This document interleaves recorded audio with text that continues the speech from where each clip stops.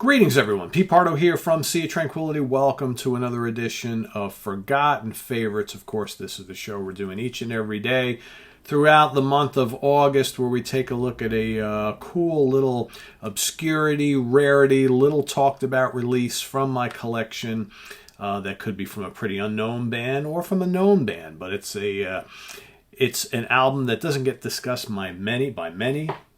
I really like.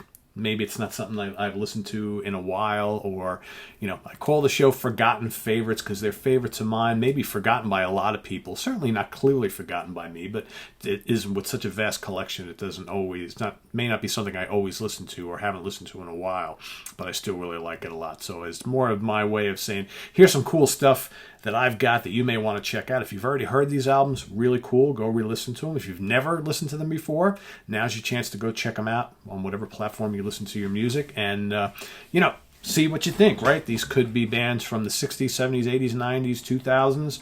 Could be metal, prog, hard rock, classic rock, jazz, fusion jazz, all those different genres that we cover here on the channel. So today we're going to take a look at kind of conflicting reports on what year this was actually released in. In fact, this band is so mysterious. There's not a lot of information known about them at all. The band were called Steel Mill. It could be either 71 or 72. The original album was called Green-Eyed God, but the actual CD that I have here to show off is called Jewels of the Forest. From Steel Mill, Green-Eyed God Plus. The original album was called Green-Eyed God. Here we have that full album, plus some singles and B-sides and some unreleased stuff. This is from the Rise Above Relics label, who of course have put out a lot of really cool hard rock and doom and that sort of thing. Rarities from the vaults. This is no exception. So, how do you describe Steel Mill? And no, this is not the Steel Mill Band from New Jersey from actually right about the same time. That was the first sort of big band of Bruce Springsteen before he went and just did the Bruce Springsteen and the E Street Band, right? This is Steel Mill from the UK. This was a British band. This album was originally released in Germany and then the UK. But very cool stuff. Fairly heavy for the time. Certainly pretty proggy as well. And certainly there's lots of psychedelia going on here. So this is basically just to tell you who was in the band here. So we've got David Morris on vocals and keyboards. You've got Terry Williams on guitar, John Challenger on sax, flutes and woodwinds and guitar, Jeff Watts on bass, and Chris Martin on drums and percussion. And that basically makes up the band. We've got 8 tracks in total on here. If you can imagine, like early Jethro Tull, thinking like stand-up benefit era, okay, with those heavy kind of Martin Barr hard rock guitars, and like I said, there is a little bit of flute on here, but it's more importantly you hear a little more sax on here. Big heavy electric guitar riffs. At times they approach like Black Sabbath intensity. Some of the songs have kind of there's like a darkness to this album, which I really like a lot, but there's certain like majestic passages which are really cool. Opens up with this really cool song called Blood Runs Deep.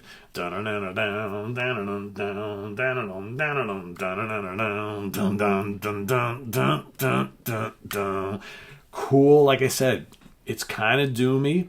It's kind of bluesy hard rock. Then all of a sudden you hear like the middle section's atmospheric. You got this jazzy saxophone. Really interesting. Some keyboards. Very cool song. Then you got Summer's Child. Dreamy. Loaded with psychedelia and early prog. Definitely atmospheric. Cool lilting guitar chords and layers of keyboards and things. Good vocals. Really strong track. Then you got Majo and the Laying of the Witch, which is nearly 8 minutes long. Good bruising early 70s heavy rock proto-metal for sure. Think of Black Sabbath's first couple of albums. Definitely a little bit of maybe Uriah Heep or Deep Purple from the same time period. Certainly Budgie, that sort of thing. Big, heavy riffing, but I love the kind of little jazzy reeds that are thrown in here and there, which adds a nice little flavor to the tracks. Then you got Treadmill, one of the sort of shorter songs on the album, with another really good kind of early prog, early psychedelia type of thing. Green-Eyed God, the title track, really cool. Again, pretty rockin'. bits of prog, bits of psychedelia, nice long instrumental passages. It's nearly 10 minutes long. Definitely a great track. Turn the Page Over, another good rocker on here. Then you got Black Jewel of the Forest, which is basically what the reissue kind of is named after. And that's another good heavy one, but very psychedelic. I mean, this one almost sounds like it could have come from like 1968 or something like that. Really cool guitars and reeds and things and atmospheres and, you know, the kind of weird vocals and things. Good stuff. Really good stuff. Very different. A lot of variety on this album. And then you've got it finishes off with like a little short bit called Harfleur. All right. So 42 minutes in length. That's the album.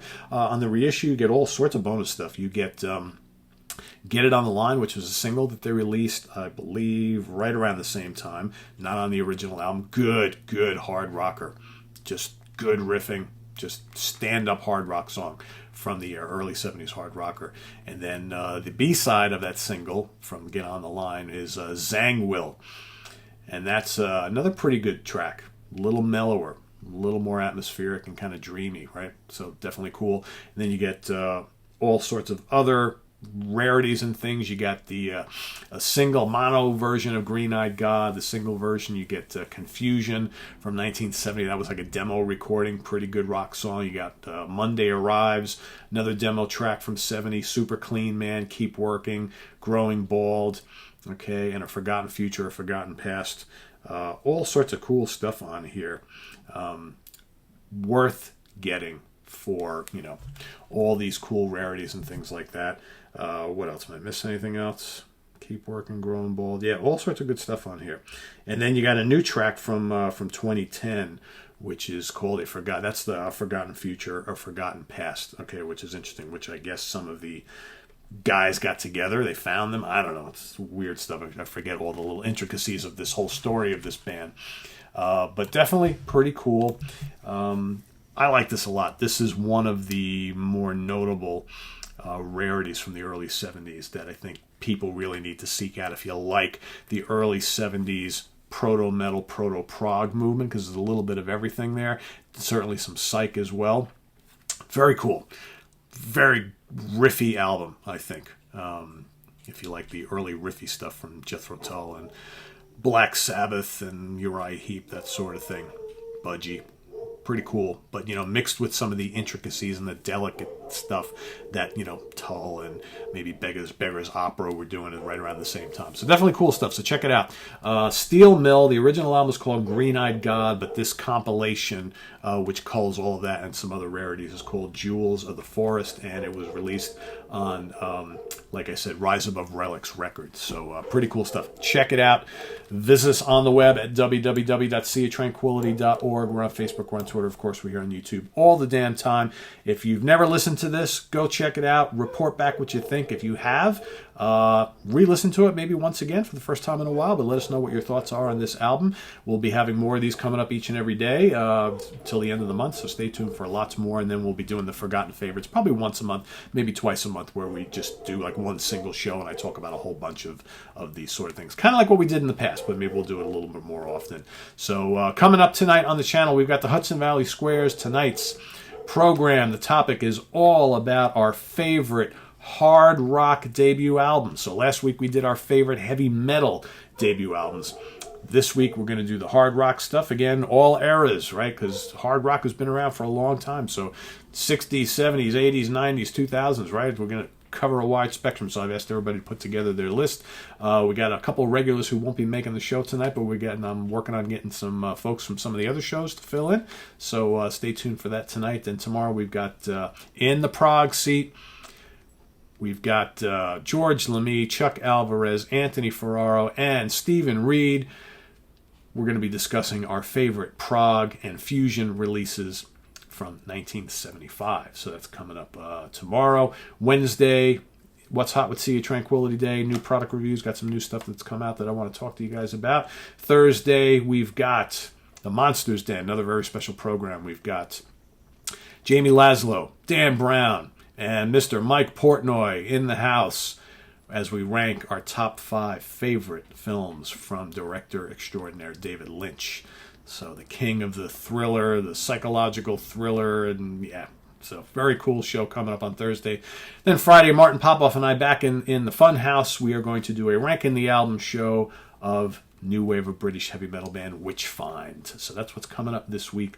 A lot of cool stuff, as you can see, so stay tuned for that. And then, of course, Sunday, we are back in album homework assignment mode.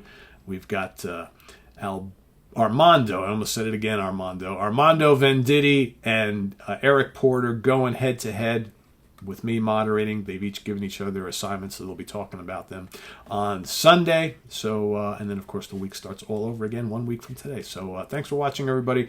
Appreciate it. And like I said, subscribe if you haven't already. Click on that notification bell so you get notified of all of our content. If you want to make a channel donation, the link to our Ko-Fi page is below, as well as Sea of Tranquility, the webzine that's been on the internet for 20 years. And our merch page where you can get all sorts of Sea of Tranquility stuff. All right, so that's all below in the video description. And thanks for watching. I am Pete Pardo. We'll see you real soon. Bye-bye.